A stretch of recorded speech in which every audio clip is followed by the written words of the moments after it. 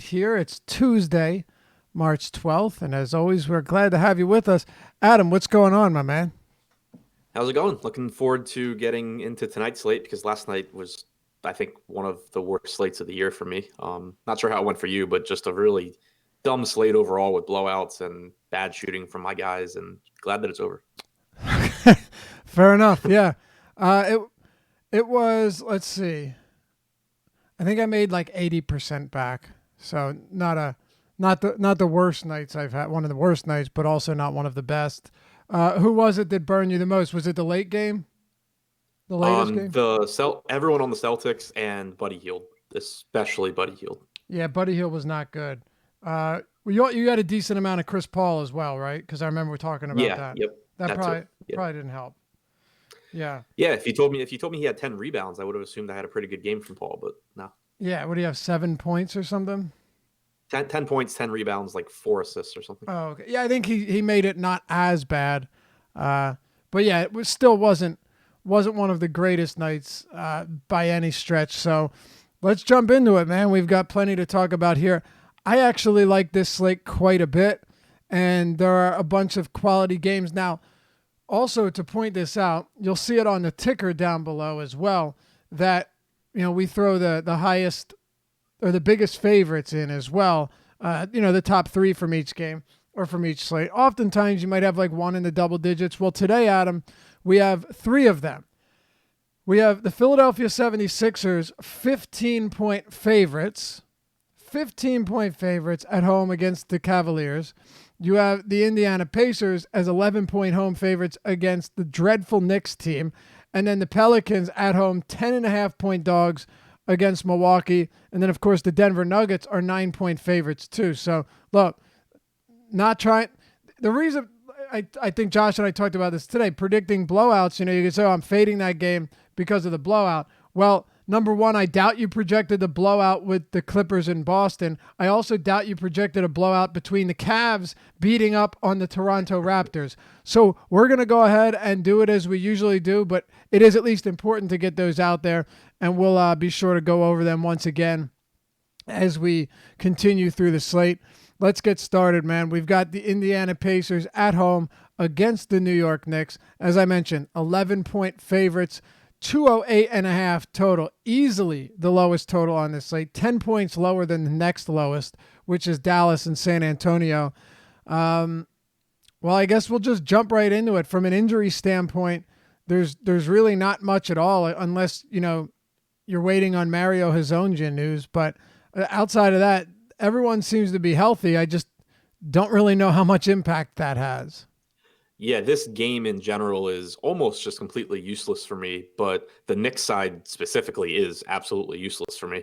The only guy that I think might even end up in like a lineup for me is Vonleh, and even that is not going to be in any sort of abundance. So it's a tough matchup against Indiana. I mean, 99-point implied total. Like I'm not real big into Vegas. Like I probably factored in less than other people. But when you just compare that to other spots on this slate and you consider how volatile the Knicks rotation is and for the most part how unproductive these players are on a per minute basis, how difficult a matchup it is against Indiana, it's just really tough for me to have really any reason to be getting to these guys. I know.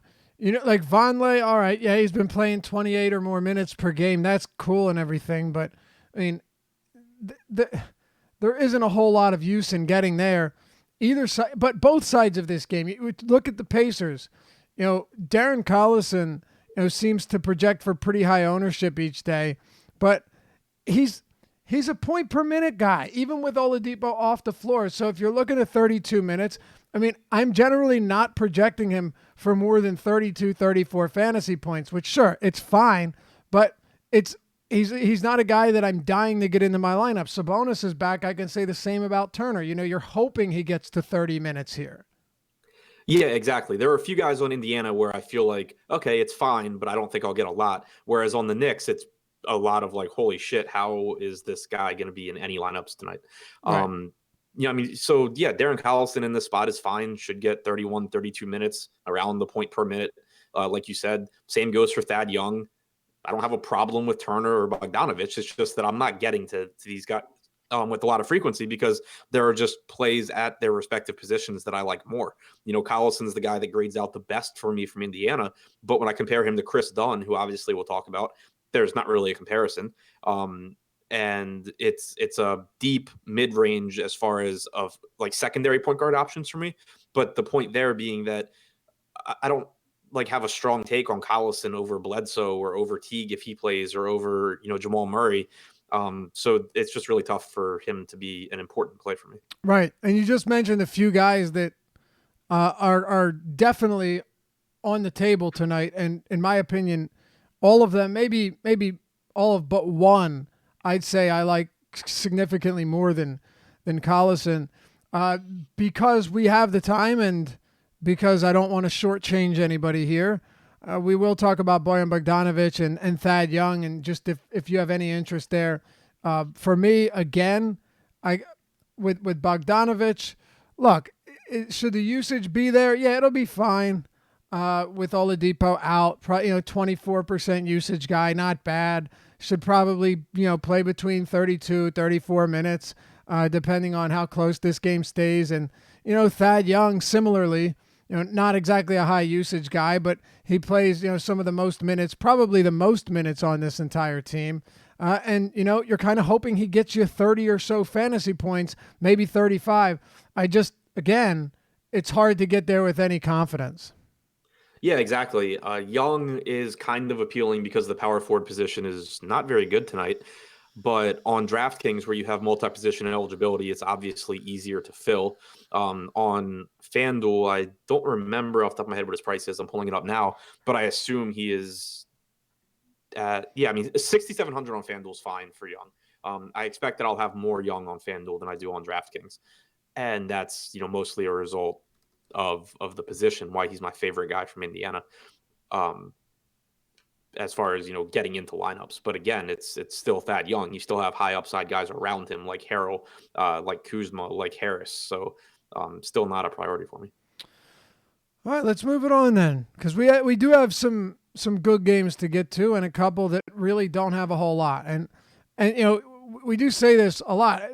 A game can have a low total and still have a couple really solid players, whether it's injuries or just super high usage guys. I mean, that happens all the time.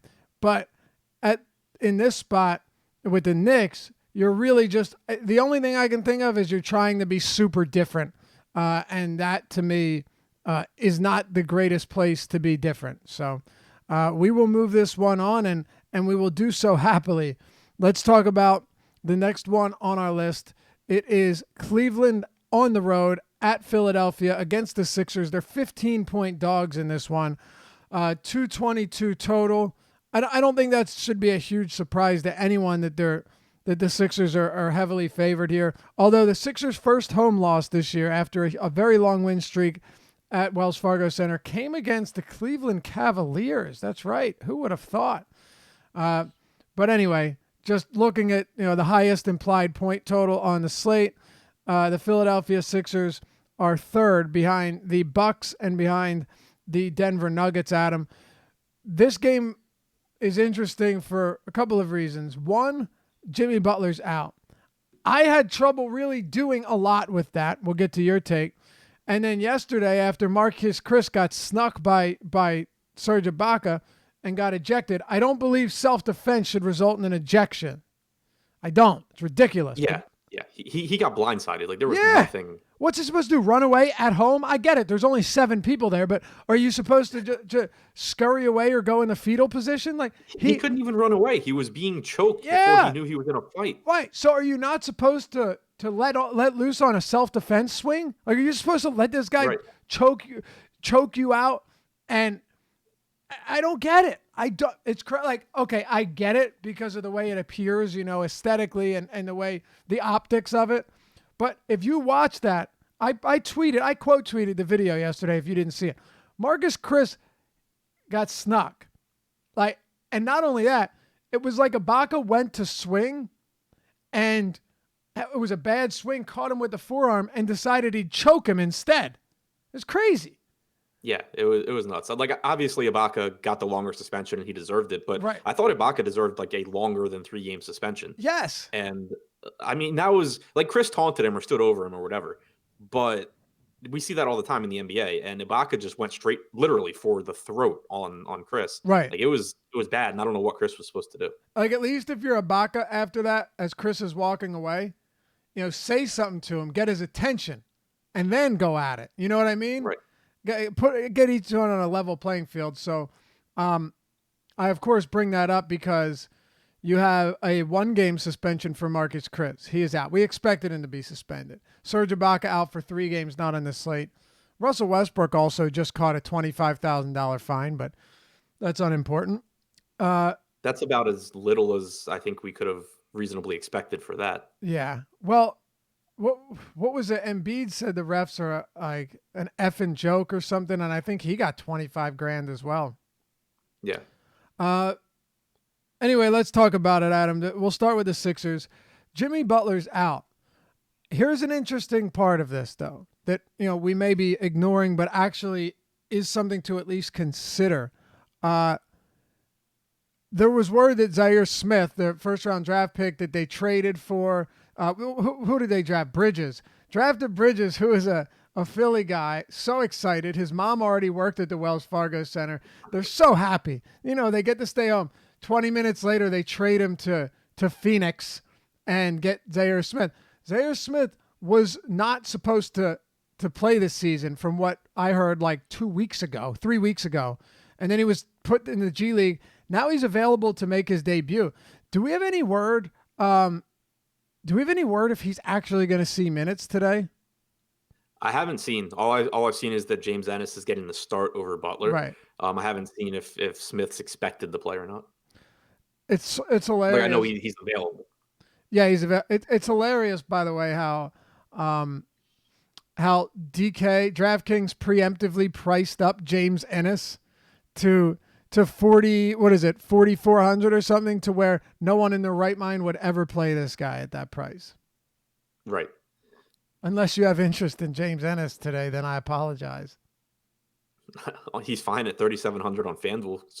Like his drop's no worse than anyone else's. Right. But 4,400? Yeah. No, thank you. He was minimum salary just the other day.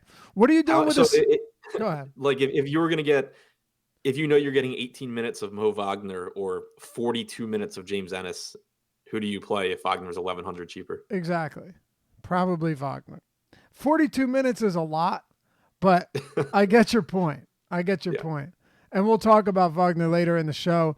But first, let's talk about the Sixers. No Jimmy Butler. Zaire Smith's available. For what that matters, it really doesn't. But I'm just throwing it out there. Embiid played 28 minutes in his return, Adam, but he also did not play the final minute or so because of the blowout. I have him projected for 30 minutes tonight. Go ahead, give me your breakdown here. Also, Ben Simmons is 8,600 on DraftKings. Let's hear it. Yeah, so I think this game is pretty interesting, and I'm interested to see where the field goes too, because we've seen in the past that whenever one of the main guys on the Sixers is out, everyone flocks to Ben Simmons. And it's kind of funny because it's not that he's a bad play, but he just doesn't get that much better, especially when it's Butler that's missing. Exactly. Because you think about what Butler does for this team, and it has more to do with spacing the floor and some ball handling.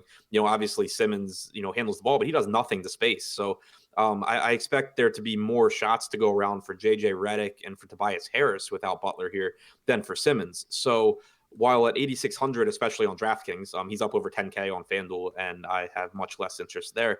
I think he's a good play. I think there's a very good chance that you see him overvalued by the field here, just because it is a favorable matchup against Cleveland, and the general thought process will be like, oh, Jimmy Butler's out, Ben Simmons becomes a lot better. But if you go back and look, since the Jimmy Butler trade, Simmons has averaged 1.18 points per minute overall. He's averaged 1.24 without Butler on the floor. He's still taking a rebounding hit from Tobias Harris being there. I fully expect JJ Redick and Tobias Harris to be the two biggest beneficiaries without Butler, in addition to, obviously Embiid. Dude, the thing with Simmons is, like, 8,600, I have no problem with it, but I'm right on the same page as you. When Josh mentioned on the strategy show this morning that he was projected around 30% ownership, I mean, it's come down now to around 23. We've just updated the projections about 7 minutes ago. To me, that it seems crazy on a slate like this. taking Jimmy Butler out of the lineup and putting Embiid in, that makes Simmons a worse play, not a better play. Now, granted, by making him a worse play doesn't mean that he's a bad play against Cleveland. That's certainly not what I'm saying. What I am saying, though, is that rebounding with Tobias Harris and Embiid both playing 30-plus minutes is not going to help Ben Simmons. Usage is not going to help him. His usage was really, the highest of the season over this stretch with Joel Embiid out, Adam. So it certainly makes a big difference here. Yeah, for sure. It kind of, to me, it's like a similar spot as it would have been. If Butler were in, we'd still be interested in Simmons at 8,600. But with Butler out, I think you're just going to see more people roster him than would have otherwise been the case, even though it's not really merited. So I think it's one of the spots where you should probably be most cognizant of projected ownership out of like anyone on this slate. All right. Let's anyone else for the Sixers for you? Boban's back as well. I like Harris and Redick. We see Redick's usage jump quite a bit without Butler. Even since the Tobias Harris trade, where it's been down, it's up to about 25% when Butler's not on the floor. Granted, most of those minutes were without Embiid, but it makes sense for Redick to be getting more shots if Butler's not in there. And the same goes for Tobias Harris. I think that you'll see him relied on a bit more for his three-point shooting. And, obviously the rebounding has been there. Also worth mentioning that JJ Redick leads the league in I think it was handoff possessions this season, and Cleveland's been the worst at defending against them. It was either handoffs or off screens. I don't remember which one it was. I don't have it in front of me. But whichever thing JJ Redick does a lot of, Cleveland's really bad at defending against it. Tyreek Evans ruled out today, for whatever that's worth to you. Kyle Kuzma will play. On the other side, we've got Cleveland. Now, you have Tristan Thompson, Larry Nance, doubtful. You have Dellavedova out. You have Marcus Chris suspended. So essentially what we have here, Kevin Love is also out on the second of a back-to-back. Can you believe they beat Toronto by 25 yesterday? That was insane. Yeah, I couldn't believe that. I mean, look, teams are going to have bad losses. It doesn't matter who you are. Like, it's an 82-game season. That stuff will happen, so it's not a huge surprise. And maybe if Lowry was out from the beginning, but he still played like 30 minutes. I don't know. I found that to be pretty wild. But anyway, Love is out. Chris is out. Thompson and Nance are both not expected to play. So, Adam, I'll ask you right out of the gate, how many minutes do you have for the highest projected owned player on Tuesday's slate, at least on DraftKings, Ante Dzidzic? I have him at 32. I don't really know what else to do there. Your face looks so uncomfortable saying that. You looked so uncomfortable. I mean, it just, would it be surprising at all if he picks up like 2,000 in the first 2 minutes of this game? Yeah. Which you can't project for, but definitely right, possible. Exactly. Yeah. We talked about it's just what it comes down to for me is he should have the opportunity to play that many minutes. He played 27 last night. We'd seen him play, 30 or 30 plus earlier in the year when he was in similar spots. And their front court is dead. You have Channing Frye, and that's about it. So he should play as many minutes as he reasonably can. And his price tag is still at a point where this is a close to 1 fantasy point per minute player. He's at 0.94 points per minute for the season. So at his price, if he got 23 or 24 minutes, he probably is a perfectly fine play. And if he gets the minutes that are ideally allocated to him in this spot, then he becomes, the top point per dollar play on the slate. So even though it is a scary matchup with Embiid, there is plenty of risk. I still have trouble getting away from it. I mean, what are the alternatives in this front court? Channing Frye? They don't even have John Henson. Right. There's nothing. No, there's nothing. Which again goes back to I'm higher on Embiid right now than I was when I wrote the article. Yeah. Somebody DM'd me today and said, hey, with the news that Thompson is questionable and not doubtful anymore, does that downgrade Dzidzic? Now, I was walking the dog at the time. I assumed that this just happened, right? And I missed it. So I said, well, yes, if Thompson plays, of course it downgrades Dzidzic significantly because Cedi Osman can soak up 38 minutes at the 4. Like, of course, it's a huge downgrade. But then I got back to my office and I looked, to my house, my Yeah, office. I was gonna let it go. Well, my office in the house. You know what I mean? A home Yeah, office. yeah, You got to yeah. write it off somehow. Uh, and I didn't see anything. So, am I missing something? I haven't seen him as anything but doubtful. Okay. Just wanted to make sure of that. So, fella, if you're listening, either provide us with something or change up your plan.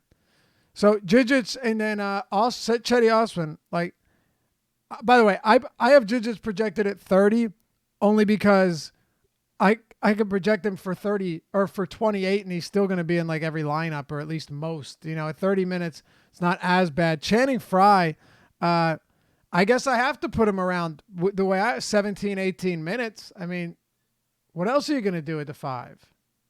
Yeah, I have him at like 15. I don't know. I assume they just throw some other body out there.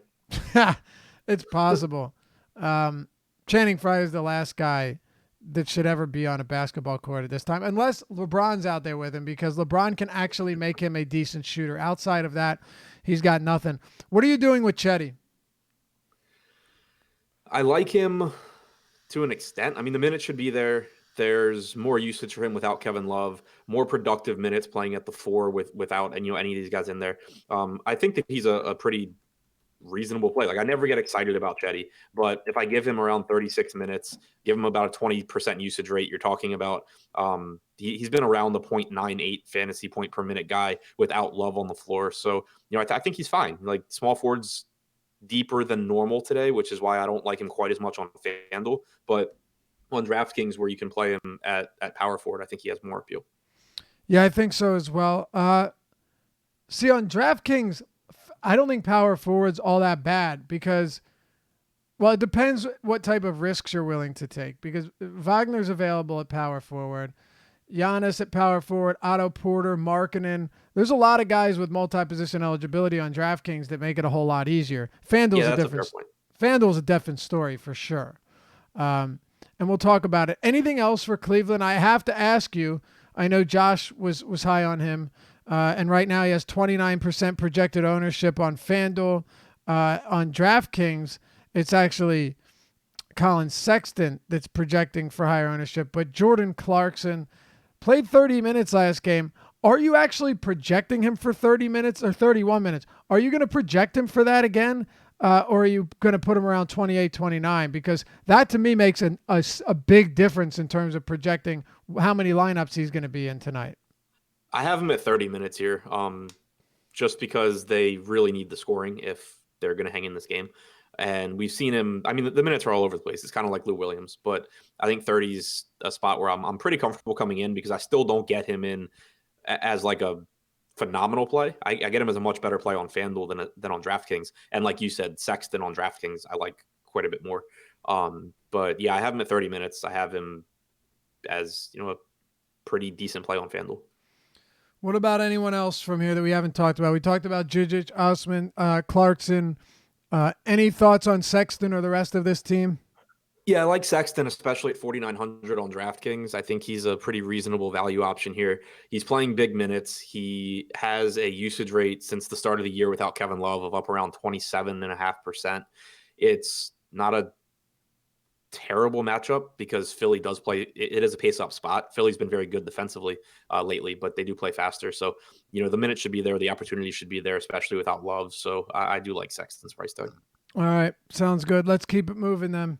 We'll talk about Chicago and LA. I assume we'll spend some good time on this one. Chicago Bulls, 1-point home dogs, 225 total. Zach LaVine has been ruled out, officially confirmed out. We'll start with Chicago. The rotation, in my opinion, at least for the Lakers, is really, really hard to nail down today. I mean, and now you got Andre Ingram on. Like, it's really difficult, especially now that they have no chance of making the playoffs. So let's start with Chicago. We'll talk Markkanen, Chris Dunn without LaVine, Arcidiacono, Shaq Harrison, Otto Porter. Start wherever you want. Let's go over all of these names because all of them are going to be at least relatively high owned today. Yeah, I mean, this is my favorite team on the slate, I believe. Easily, yeah. Yeah. Levine being out just adds so much to so many different guys because he's a high usage guy, but he also has the ball in his hands a lot. So, like him being out should give Chris Dunn more usage and more assist opportunities. He's obviously been playing awful, but if you go back and look at numbers for the season without Portis, Parker, Levine on the floor, even if you put him alongside Markkanen, he's got a usage rate up over 27%, an assist percentage over 35%. I have him projected for 30 minutes here. He played 22 against the Pistons on Sunday without Levine, but that was a blowout loss. He played about 15 minutes in the first half. So I have him at 30. It's one of the most appealing matchups in basketball right now with this Lakers team that's been the least efficient defense since the start of February. They're playing at the, I believe, fifth fastest pace. They've kind of turned into the Hawks from earlier in the season. So Dunn's price tag is down as a result of his, really terrible play lately, but I can't find a reason not to like him in this spot at that price tag. Arcidiacono started for Levine. He's never someone that's fun to roster, but you're talking about probably 30 to 32 minutes at a essentially minimum price tag. He's 33 on DraftKings. He is the minimum on FanDuel. You really don't need that much production from him at that price to be worth it. Otto Porter, I compared it to his time with the Wizards when he would play off the bench without Wall or Beal because, he's still out there with Markkanen, he's still out there with Dunn, but not having Levine just really should force Porter into a more involved role in the offense. With Washington, when he played without those guys, he had about a 26.9% usage rate. So far with the Bulls, without Levine on the floor, he's at 25.9%. So I think that you see Otto Porter more involved offensively. I think that he's the top mid-range small forward on the slate, one of the top mid-range plays overall. And then Markkanen, obviously, coming off of a couple of awful games, 4 disappointing games overall in a row. But the minutes should still be there, barring blowouts and foul trouble. He's got a 27.9% usage rate under these conditions for the season. His rebounding has obviously gone up since. It's something to be careful of if you're looking at his numbers without Levine. Most of his minutes without Zach LaVine came at the beginning of the year when Levine was injured. Markkanen was not rebounding then like he is now. So if you just take those rates, you're probably actually going to under-project Markkanen because you're going to give him a usage bump, but you're going to take away a bunch of rebounds that probably should not be taken away in this spot against the Lakers team that really does not rebound well. So Markkanen, again, I really like. At the elevated price tag, I would say that I have him behind Porter and Dunn, but I have him as the highest projected player on the Bulls. What about Shaq Harrison? I mean, what type of minutes are you looking at for him? Last game, this team has been kind of difficult too because one of the things is that they've been involved in a lot of games that weren't close, and then a few of them recently that were pretty competitive. I mean, if you look at Harrison. I mean, I guess you give him like 24 minutes here. How many minutes are you giving Harrison? Yeah, I like that I like that you mentioned him. I have him at 24 minutes. Last game he played like 31, but he played about 13 minutes in the first half. So Right. I felt pretty comfortable giving him 24. Me The thing too. that stood out was he actually had 8 or 9 potential assists in that game as well. Obviously a good matchup. He's 3,100 on DraftKings, 36 on FanDuel. I assume he'll be lower owned than Arcidiacono since Arcidiacono is starting. That's a spot where I have no issue making that pivot. Yeah, I don't look with Arcidiacono. He's just such a low per minute guy that it's not crazy to think that Harrison could outproduce him if Arcidiacono plays 31 and Harrison plays 24 or 25. Yep. It's not the craziest idea right now. Arcidiacono on DraftKings with the third highest projected ownership on the slate. Harrison surprisingly at 11%, but I guess because he's so cheap, it makes a little bit of sense. 17% on FanDuel. Here comes the Cleveland news. Tristan Thompson, Larry Nance, Matthew Dellavedova are all officially out. So there we have it. Huge news from the Knicks too. Hezonja's out. Yeah. Oh man. Should we go back to that game? I think that's pretty much it from Chicago. Robin Lopez has been pretty good lately, but I just have way too many centers that I just couldn't get there. Even in a really good matchup. I agree with you on Dunn. I agree with you on Markkanen, Otto Porter. Yeah, pretty much everybody. Markkanen struggled, but if he can't get back on track here, I don't know what to tell you, especially with Levine off the floor. Levine is a 30% usage guy. It certainly makes a difference. Let's talk about the Lakers. I mentioned to you, Adam, that I had some serious trouble trying to figure this one out. And I think the reason I had trouble is because it's an unsolvable puzzle until we see what we're going to get here. And what I mean by this is like Mo Wagner and Jonathan Williams both played, 2 straight games with significant minutes. Williams 15 and then 29. And then Wagner played 27 and 34. 2 of them, late game blowouts, both of them without Kyle Kuzma. Brandon Ingram's done for the year. We know that. Kyle Kuzma will play today. I have no idea what Luke Walton's going to do with JaVale McGee, or for that matter, actually, I think Tyson Chandler was ruled out. Was he just ruled? Yeah, he's out. So whatever. But is Wagner going to play 25 minutes or 28 minutes maybe, and Kuzma just gets all the run at the 4, and LeBron at the 3, and LeBron only plays 28, and Rondo only plays 28 now that they're out of it? There's so many moving parts here. It's hard to keep everything straight. Yeah, and I expect this team going forward to at least some extent to just be, who's playing well and trying out different rotations, and just a total pain in the ass for DFS. Looking through the rotations from last game, one thing that stood out was Wagner picked up most of his minutes at the 4 while Jonathan Williams was the backup center. I just don't think that continues. Like, you could obviously take that line of thinking and say, okay, well, Kuzma's back, so Williams continues to play center and Wagner loses minutes, but I just don't think that that's what happens. I think that they have incentive to see Wagner play here. Wagner, can play well, and I think that they want to see what they have. So it wouldn't even be surprising to me if he started over McGee here at the 5. I have him projected at 24 minutes. That's a guess, but it seems like as reasonable a guess as anything, which makes him not someone that I'm really interested in at 5K on FanDuel at center, but at 3,300 on DraftKings at power forward. I like him as a value play. There's obvious upside there. I have Jonathan Williams at 18 minutes. I have McGee at like 14. I don't know what to do with them, but I do like that kind of leaves me in the situation where I'm getting to Wagner on DraftKings. I think I can pretty safely ignore them on FanDuel. Yeah.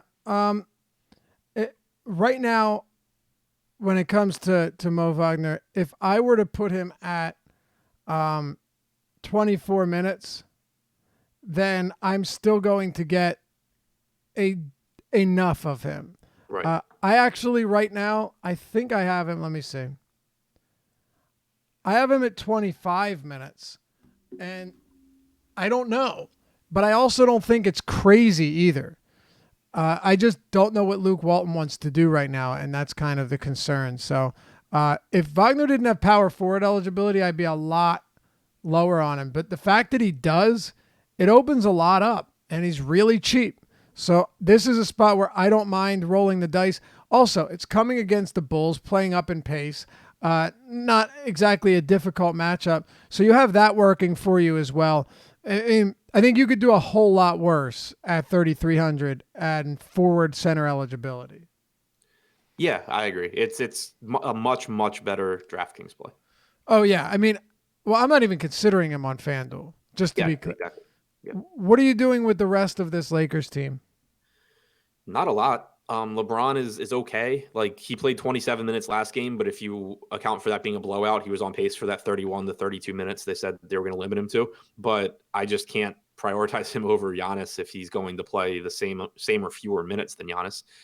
Kuzma is kind of whatever. Like, if I get there, it's fine, but I don't love him.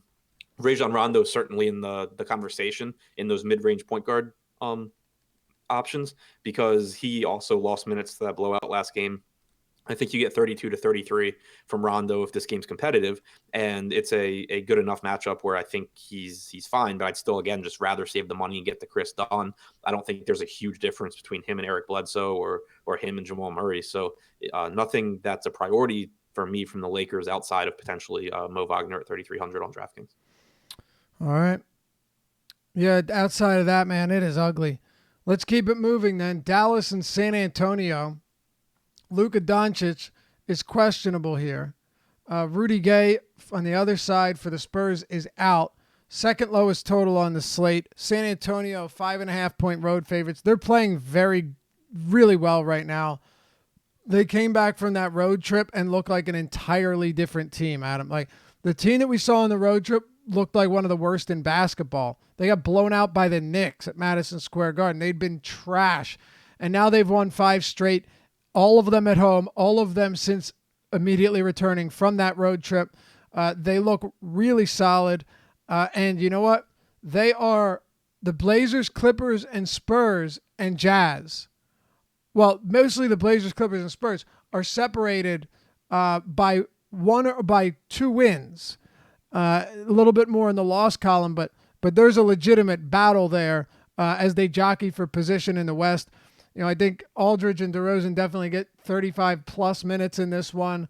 And then we can talk about Pirtle and Bertens and Bellinelli and all of these guys who will probably benefit from Rudy Gay being out. Let's start on the San Antonio side of this one. Kind of unappealing overall for me. It's not that it's a bad matchup with Dallas, but it's just the price tags on these guys. It's hard for me to get there. Aldridge is someone that I normally really like, and I don't have a problem with him here. It's just that I prefer Lauri Markkanen. I prefer where I can roster Giannis. I prefer Giannis, obviously a different price point. Tobias Harris, I like a lot at the position. And then really the same thing with DeRozan. He's a perfectly fine play, but he's 8,900 on FanDuel, 84 on DraftKings. You have Lou Williams for less. You have CJ McCollum for less. Potentially on DraftKings, Luka. So it's tough for me to get to those guys. Though the guy and Derek White's price tag has come up. The spot that I'm most interested in is Jakob Poeltl as a potential pivot away from Djidzic. We don't know for sure that he's going to start here, but I expect that he will against Dwight Powell. So if you can get 26 to 27 minutes from Jakob Poeltl, especially on FanDuel where he's only $200 more expensive than Djidzic, and I assume much lower owned, that becomes a really interesting tournament pivot to me. Yeah, absolutely. Now, I don't have much from this game, and we'll get to Doncic in a second. I got about, just on an initial crunch, about 8% Jakob Poeltl, 5% DeRozan, single digit Bellinelli. There's not that much there. On FanDuel, LaMarcus Aldridge is 8,900. On DraftKings, LaMarcus Aldridge is 8,900. So, just price tag wise, he's better on FanDuel. But you mentioned Lauri Markkanen. There's one example there. There's some value. There's some mid-range guys on DraftKings. Yeah, it's tough. It's definitely tough to feel good about getting here. And then when you talk about the value guys, not Poeltl, but whether it be Bellinelli or Patty Mills or Davis Bertans, I mean, they're all the same in the sense that you hope that they play 27, 28 minutes, and you hope that they give you 27, 28 fantasy points. Exactly. Like Bryn Forbes is 3,500 on DraftKings. If you want to get some Bryn Forbes, it's fine, but it's not like he's really different than a lot of. No, he's Bryn Forbes. I think there's actually higher upside value than that tonight. Right. Yeah, no, it's tough. Again, like I said, I expect DeRozan and Aldridge both to play very heavy minutes tonight. I don't, unless this game washes out quickly, I don't see any way they don't play 35, 37 minutes. So that's the upside. That's the benefit. But comparatively speaking, it's tough to fall in love with either of them here. On the other side, what are your thoughts, assuming he plays, on Doncic? On DraftKings, power forwards or point guard, small forward eligible, $8,800. Shooting guard eligible on FanDuel, the most expensive player at the position at $10,100. Yeah, completely site dependent for me. On DraftKings at 8,800, I like him a lot if he plays. San Antonio is playing better now, but overall they've certainly had their share of defensive struggles this season. They haven't been a good pick and roll defense, and Luka is towards the top of the league in pick and roll possessions per game. And 8,800 is really just too cheap of a price tag ever for Luka. I don't care who he's facing. If he's going to play, I assume that he's good to go. He has averaged almost 1.4 points per minute since they traded Dennis Smith and DeAndre Jordan.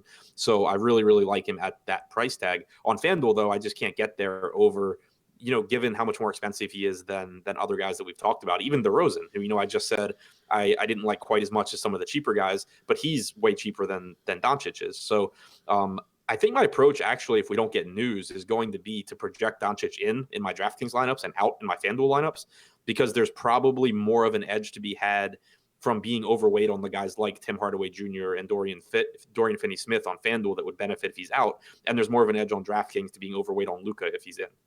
Okay. Plus, you can just change your lineups if he's out. Right. No, that makes sense.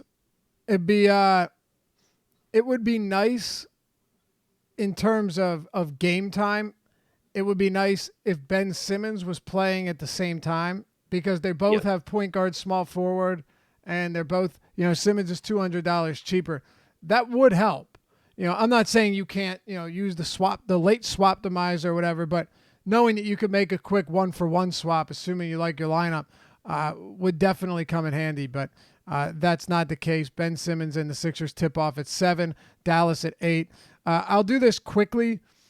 Well, first, if Doncic is active, is there anyone else for Dallas that you like? The answer for me is I will pass. Yeah, it's same here. If you like dropping Dorian Finney-Smith, I think is fine. He's up to 4,200, so never mind on that. Yeah, if Doncic is in, that's really the only guy that I'm really interested in. And now if he's out, because, Doncic, the highest usage, the best facilitator, their best rebounder, unless you want to, say it's Dwight Powell, fine, I'll accept that. But actually, Doncic has been better. Powell's price is coming up. He's only center eligible on DraftKings. On FanDuel, he's $7K at power forward. Jalen Brunson is $5,000 on DraftKings, $54 on FanDuel. Yeah, you have Finney-Smith. He's $3,300 on DraftKings, so that would make sense. And of course, Hardaway sees a very significant spike in per minute production when Doncic is out. That's the one guy I would at least give some attention to if he sits, because I'd expect to see around 27% usage. He's over a fantasy point per minute when Doncic is off the floor.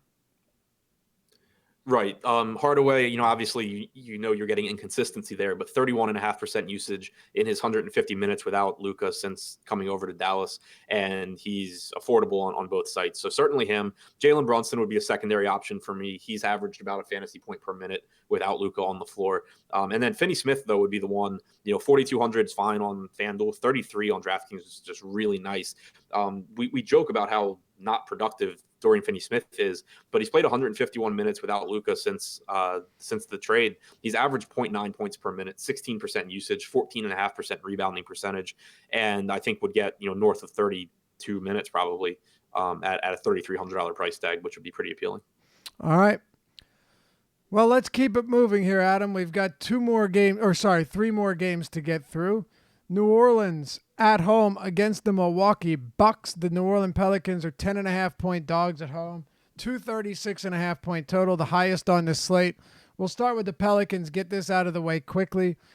Anthony Davis, he's only playing 22 minutes per game, mostly 21. And when I say Alvin Gentry is stuck to that, I mean, he is really stuck to that. He played 22 minutes in one of them, but that also had to do with him coming on the court for an inbound late in the game. It added like 3 seconds to it, and it got him rounded up to 22 minutes. 21 minutes, though, ever since this came into effect back on the 25th of February. Now, the thing is, and it's not a huge surprise, is that you're looking at, several games with right around 2 fantasy points per minute. He's 6,800 on DraftKings. On FanDuel, Anthony Davis weighs in at 76. Is there any interest here against Milwaukee in a 237 total game to consider him tonight? Not particularly, just for the reasons that we've talked about before. Where I have to ask. Yeah, same thing we've talked about before. Just Giannis is the best per minute producer in the NBA about 1.7 to 1.75 points per minute. Let's say Davis gets 2 points per minute here.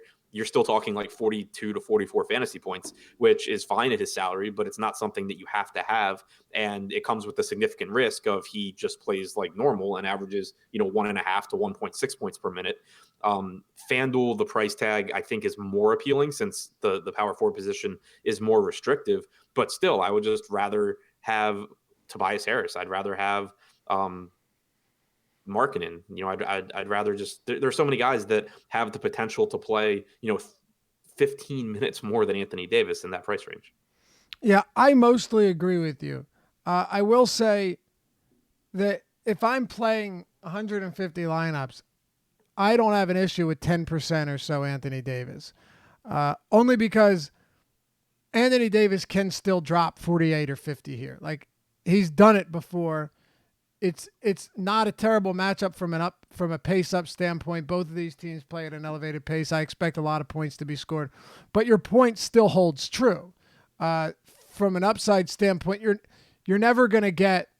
You're not getting 65 fantasy points. Now, look, other players in this same price range, a lot of them you could say the same thing. Like, the truth is, with Tobias Harris, with Embiid on the floor, is Tobias Harris on DraftKings worth the additional 700 with those minutes? With 36 minutes? I'd say they're still pretty close. So that's all I'm getting at here. I don't think they're that far off when you're talking about a 1.7 fantasy point per minute guy on the season and a, 1.1 per minute guy. I don't even know what he is with Embiid. Yeah, no, and I agree. Like, I'm not saying that, like, it's not like I don't take anyone out of my player pool, but it's right. not, I'd be surprised if I have 0 Anthony Davis. Right. But if I were like hand building a lineup or playing 3 max or something like that, he would not be someone that. Oh, I agree. Yeah, I agree with that. Anybody else on this team? It's another mess, but Randall's prices come up. It's not the greatest spot for him, although he has been impressive. Drew Holiday's out. Elfrid Payton's salary has come up. Same with Frank Jackson. What's your take here on the Pelicans? Yeah, I mean, nothing that I love, especially with Randall's price coming up. Like, I do like him more without Drew Holiday because you just get more of a, obviously more usage, but more of a facilitator role as well. But still don't think I'll get to a ton of him. There's not a lot from this team that I like. On the other side, Milwaukee, there's a decent amount I like. I do like Giannis here against the Pelicans. I do like Bledsoe. I don't hate Brogdon, although his minutes have been strange and his production has been pretty volatile lately. But if you were to ask me whether I want Brogdon or Frank Jackson at almost the same price point, I'll take Brogdon against the Pelicans any day of the week. We can talk about Brolo as well. Where are you at on the Bucks? Yeah, I'm there with you. I think it's a spot where just getting exposure to this team in a bunch of different ways is a good way to go. Giannis, obviously my favorite play from this team by a pretty wide margin. I think it's an interesting slate for Giannis because normally we talk about him not playing as many minutes as other players in his price range, and it kind of mitigates the fact that he's the best fantasy producer on a per minute basis. But on this particular slate, that's not the case because you don't have Harden, you don't have Westbrook, you have 21 minutes from Davis, you have 32 minutes from LeBron. So suddenly you have Giannis actually playing as many or more minutes in normal games than any of these expensive guys and averaging more production per minute. So he actually grades out as a phenomenal play for me here. I absolutely love Giannis. I think there's enough value opening up on this slate. We don't even have Minnesota news yet. We don't have Dallas news yet, but there's already enough value where I think I can get to Giannis. So I love him. Beyond that, though, I have Bledsoe projected for 1.2 points per minute. I have Middleton right around 1.2 points per minute. So, I like both of those guys. I have Brogdon at a point per minute. It's a team with a 124 implied total in a favorable matchup against the Pels on the road. So maybe this game stays close a little bit longer. I want a lot of this team starting with Giannis. So do I. Bledsoe or Middleton in a vacuum? Bledsoe on DraftKings. I think Middleton by a hair on FanDuel. Yep, I'm in the same spot. And then if you're taking Bledsoe, right, and we're comparing him to, okay, so you've got Bledsoe, Rondo. I have some concerns that his minutes could drop precipitously out of nowhere. It's just a thought, but it wouldn't surprise me. Right. You have Rondo, Bledsoe, McCollum, Peyton, Murray, Collison, all in that same range, between like around 6K and 6,800. Who do you like the most there? I think I'm trying to pull that up. Bledsoe is the guy that I think I like the He's most. 6,500. Teague Yeah, 64, Murray 63, Peyton 65. Yeah. yeah. I have Bledsoe number one out of that group. Um, Collison two, Rondo, Peyton, Murray. Anything else here when we're talking about the front court? No, I mean Randall's averaged 1.2 points per minute without Drew since the start of January, 224 minutes. The rates are really good. It's just I don't know that that's where I want to be paying up. All right, fair enough. All right, well, we got two more games to get to before we do. Just want to let you know, little spring break. Instead of spring cleaning and getting subscribers out of here, that ain't paying the bills. No, we're bringing them in, and we're doing it for free. And it's a very, very easy way that you and two of your friends can get a hold of a free month of awesemo.com subscription, all the premium content. I'll tell you what you got to do. It's pretty simple. Go to our Twitter handle at awesemo_com, like awesemo.com, except it's an _com, and check out the pinned tweet. You'll see spring break giveaway, right? And there's a question. If you could attend any sporting event, past or present, which would it be? All you got to do to win a free month for you and two of your friends, you'll be the coolest guy of the bunch. All you got to do is retweet it and tag two of your friends and tell us which event you'd want to attend and why. And you get a free month. Well, you entered to win a free month of premium subscription at awesemo.com. If you don't want to go through all that, or you think you might not win, or you don't win, well, here's something else. You can get a half off, 50% off, straight off the top, your first month subscription at awesemo.com. If you want to try a week, you could do that. But if you want 50% off your first month, the most bang for your buck, come over and join us. Make sure to pop in the Slack chat and say hi when you do.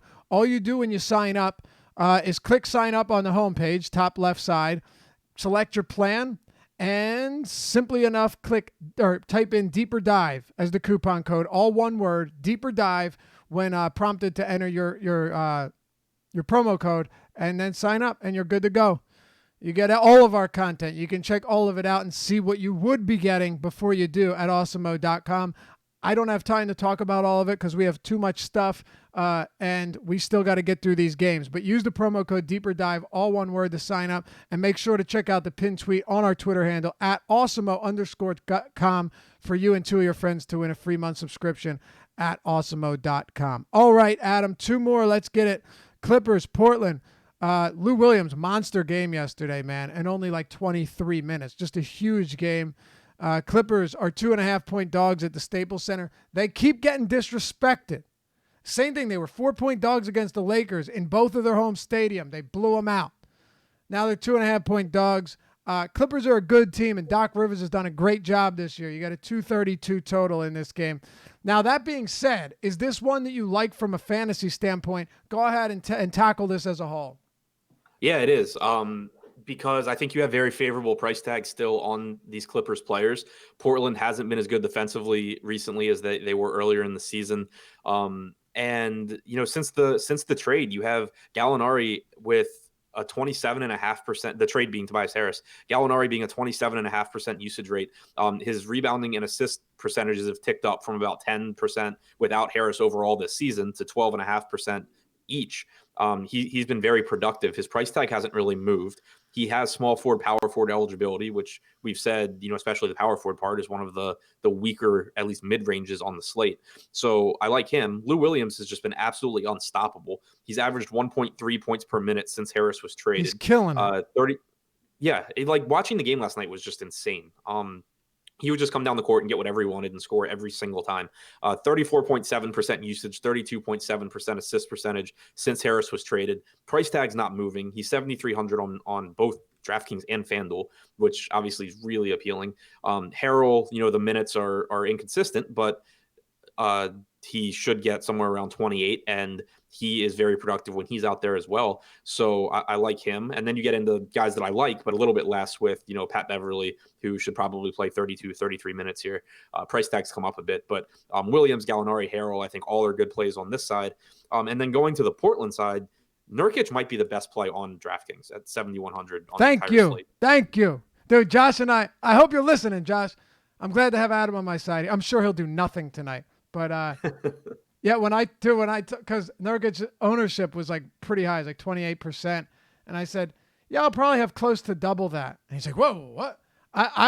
It's so cheap in this spot, man. It's crazy. It's crazy how cheap he is. Go ahead. Yeah, I think he's a good play at $9,000 on FanDuel. 71 on DraftKings. I don't know how that price ever came to be. The guy's averaging 1.3 points per minute for the season since the start of February. He's over basically any stretch you want to look at. He's at least in that 1.3 range. It's a favorable matchup against this Clippers interior. It's not a spot where I'm concerned there. You should get 29 to 30 minutes from him. You should get the rest going to Cantor. Yeah, I have no reason not to like Nurkic.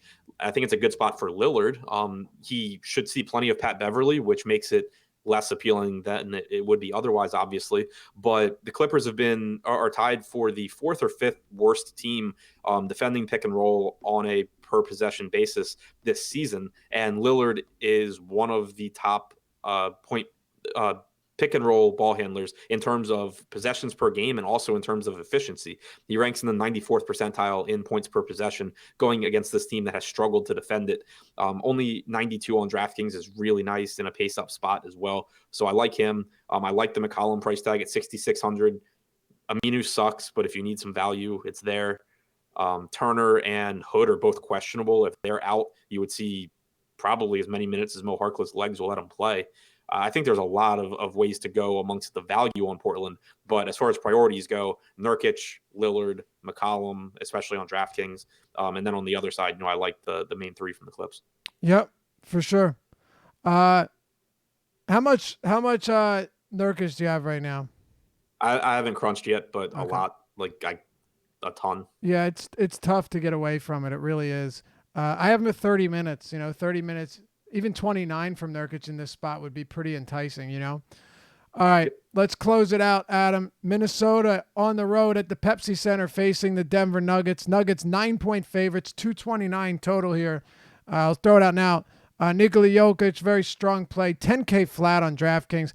I think Jamal Murray is a strong play as well, and I don't think he should go overlooked. I know he hasn't been great, but low-key, this is a pretty good spot. You're looking at around 10% ownership on DraftKings. I have no problems at all with Murray at 63, and I think he'll go overlooked given some of the similarly priced point guards. But him and Jokic, the two guys on Denver that stand out the most for me. Maybe Millsap if you want to toss him in on FanDuel, but Murray and Jokic are the two guys I like most. What about you? I agree with you on those two. Jokic, so with Minnesota, obviously we're waiting on news, but if Teague or anyone really that's questionable sits, Towns becomes like a 1.6 fantasy point per minute player. And Towns is probable now, by the way. Yeah, Towns is probable. The rest of the team is questionable. Jokic would be a little behind that on a per minute basis, but it's kind of like the Ben Simmons situation where, Towns actually does get a substantial boost, but I think you would get a lot of people flocking there and maybe overlooking Jokic to the point where Jokic would still be a really good tournament option because the ceiling is in the same, ballpark as Towns. I'm with you on Murray, more of a ceiling play than a consistency play. I don't think I'd want to get there in cash, but in tournaments, he certainly has the upside to beat everyone in that group against the Minnesota team that's been terrible defensively. The one other guy I would throw out is Gary Harris at $4,000 on DraftKings. I think plays around 28 minutes here. I think it's just a little bit too cheap of a price tag for him. Josh Engelman, who we all know and love, just direct messaged Adam and myself with a direct quote. I hope Nurkic eats shit. So we all know he doesn't actually want him to eat physical shit or not play well, but there you have it. Live Before Lock coming up next. Any last takes on Minnesota here? Let you rattle this off if you wanted to kind of solidify what you were saying about the injury situation. It's 6 on the dot, so. Yeah, so the Teague, Wiggins, Rose, all questionable. Towns probable. If any of Teague, Wiggins, Rose sit, Towns goes from about 1.45 to 1 point, almost 6 points per minute. If multiples of them sit, then whatever, it's even better. If either of the point guards sit, Tyus Jones at 3,700 becomes a really easy value option. If one of Teague or Rose sits, the other one becomes a pretty good play. Keep in mind that Rose still probably won't play more than 25, 26 minutes. Yeah, it's Towns, and then just waiting on a bunch of news. Tyus Jones is good value if it opens up. I take that back. Josh said that's literal. He literally wants Nurkic to eat shit. Don't let his dad see that comment, man. You're going home in a body bag. You won't be going home at all. Anyway, that'll do it for us. Thanks as always for tuning in. We love you guys. Hit us with a thumbs up if you appreciate the show and want to see more. It really helps us out, as I say every day, and we appreciate it a lot. Hit that like button. Subscribe and hit the notification bell so you always know when our content is dropping next. Good luck tonight. Adam and I will see you back here tomorrow on Wednesday's Deeper Dive. And, well, hopefully Nurkic is not physically eating shit because we need him to play good basketball tonight. Live Before Lock coming up next.